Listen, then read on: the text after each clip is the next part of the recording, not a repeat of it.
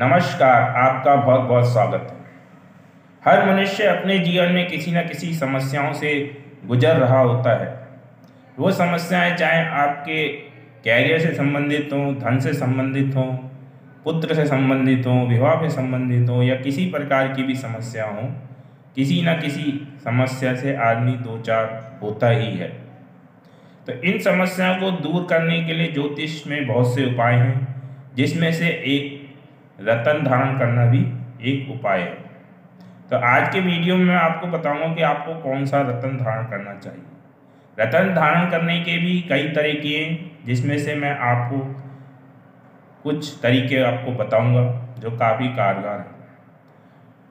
पहला जो नियम है कि प्रथम भाव, पंचम भाव और नवम भाव के जो भी स्वामी बनते हैं वो आपके शुभ ग्रह होते हैं, वो आपको हमेशा शुभ फल ही प्रदान करते हैं।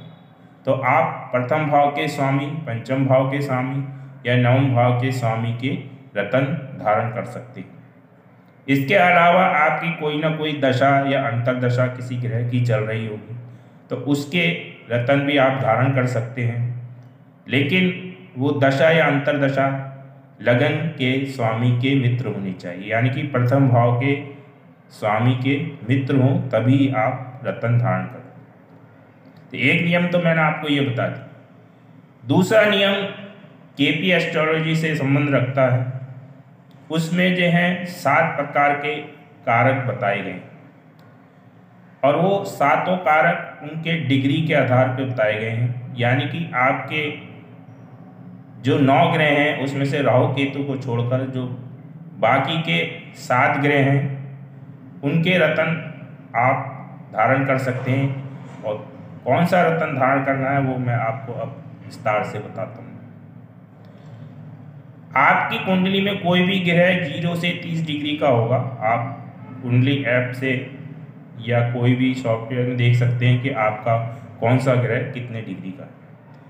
कोई भी ग्रह 0 से 30 डिग्री का होगा, उसमें से जो सबसे ज़्यादा डिग्री का हो उसको हम आत्मकारक कहते हैं, यानी कि आप सेल्फ हैं, आपको वो रिप्रेजेंट करता है, यानी कि आपके लगन को या प्रथम भाव को रिप्रेजेंट करता है।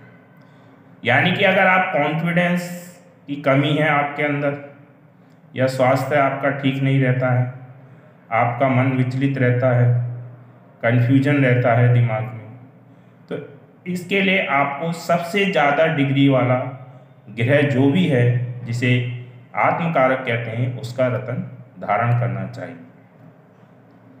दूसरे नंबर पे आता है अमात्य कारक, यानी कि जो डिग्री में सबसे ज़्यादा डिग्री वाले ग्रह से कम डिग्री का होगा, यानी कि दूसरे नंबर पर जिसकी डिग्री सबसे ज़्यादा होगी उसको अमात्य कारक कहते हैं।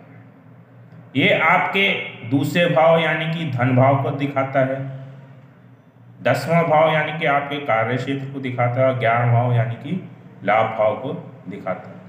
यानी कि आप धन से संबंधित समस्याओं से गुजर रहे हैं या प्रोफेशन से संबंधित समस्याओं से गुजर रहे हैं या लाभ किसी भी प्रकार का आपको नहीं हो रहा है, उससे संबंधित समस्याओं से गुजर रहे हैं, तो सबसे ज़्यादा डिग्री वाले से जो दूसरे नंबर पे सबसे ज़्यादा डिग्री वाला ग्रह है उसका रत्न आप धारण करें तो आपको कैरियर में, धन में और लाभ में अवश्य फायदा हो।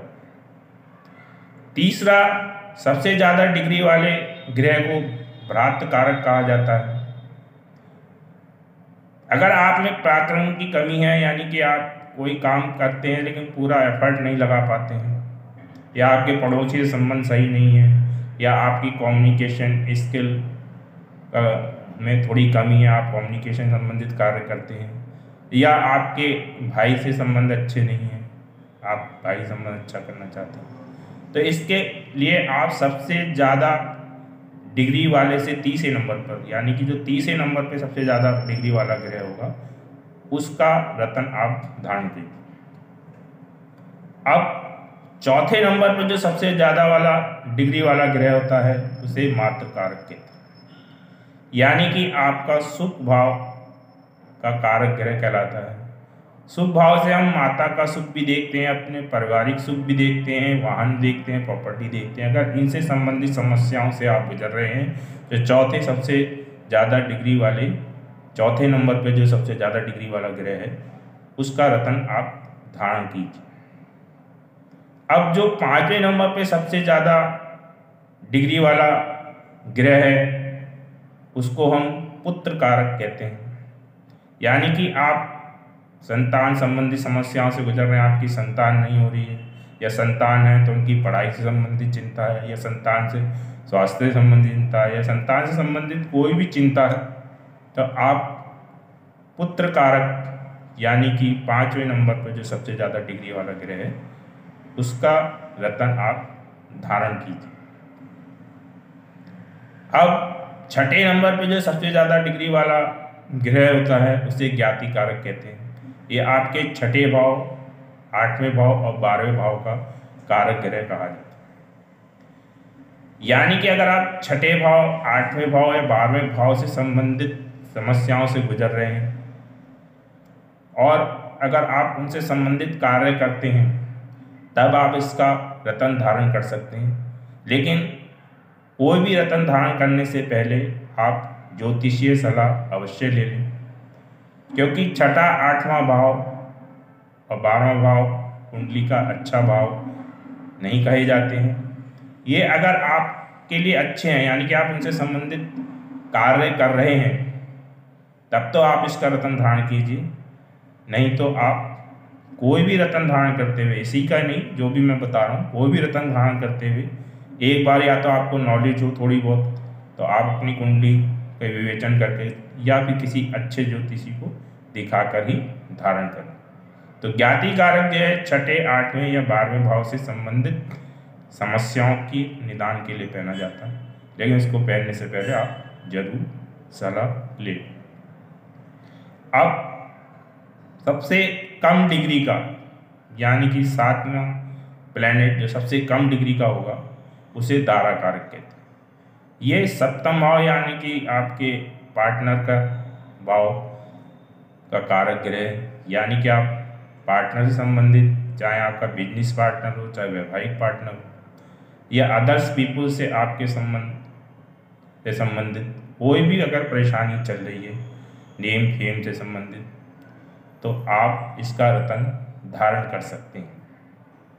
मैं आपको फिर से कहूँगा कि आप रत्न धारण करते वक्त अवश्य एक बार ज्योतिषीय सलाह जरूर लें। तो आज के वीडियो में इतना ही। धन्यवाद।